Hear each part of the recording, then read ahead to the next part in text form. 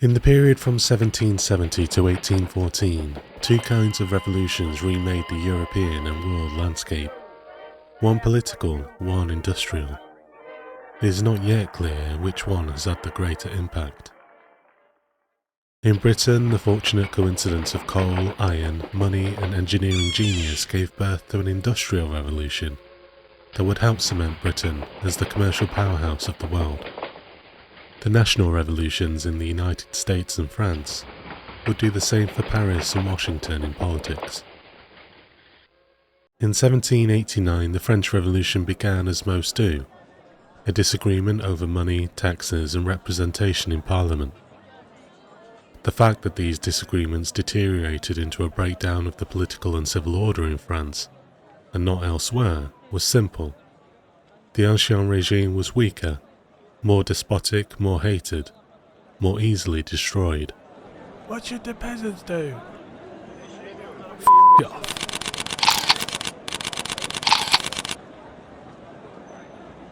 Some events of the first phase may be familiar. The Bastille was stormed in July, the Declaration of the Rights of Man and Citizen published in August. The sex shows that sprang up in the Palais Royal, perhaps less so.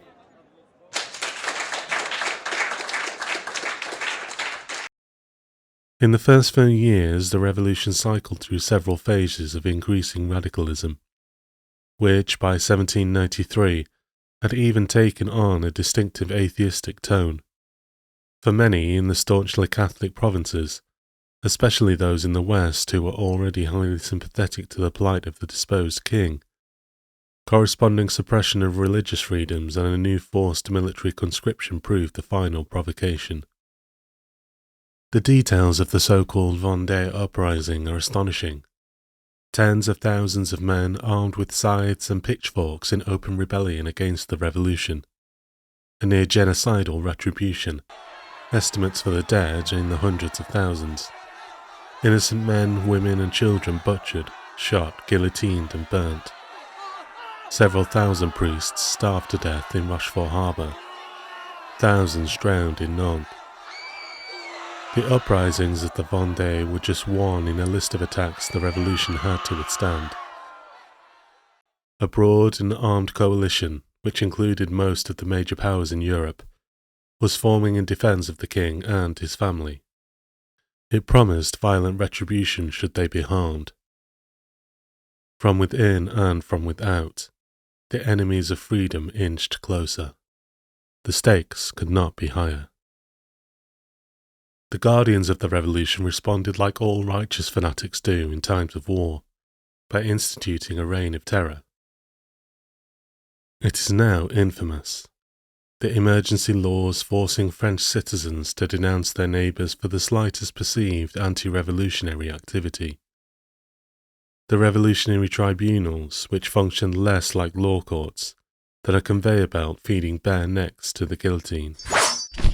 And the disturbingly named Committee of Public Safety, marshalling the entire paranoid charade. The king lost his head in January 1793, his wife Marie Antoinette 9 months later. And, of course, within 10 months and many more thousands dead, the terror duly devoured itself when, in July 1794, its ringleader, Maximilien Robespierre, is himself denounced and executed.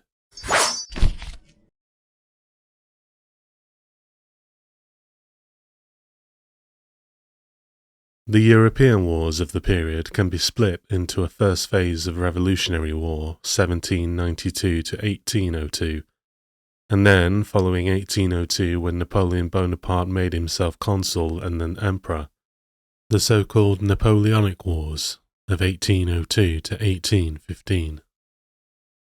The early threat of extinction brushed aside, the fighting soon took on the character of French wars for the domination of the continent.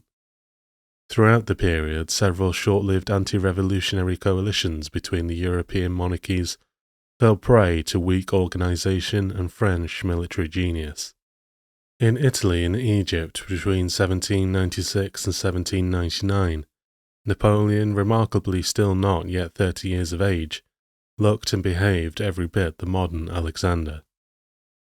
In the end, it was Britain, as invincible at sea as the French were on land, that was able to effectively blockade the continent following victories at the Nile in 1798 and Trafalgar in 1805.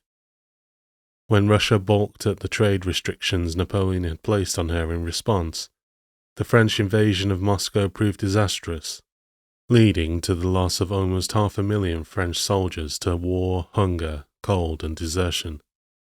A rejuvenated military coalition defeated Napoleon at Leipzig in 1813, and with Paris captured in March the following year, the emperor was forced to abdicate. Thanks for listening. If you like this, subscribe and hit the notification bell.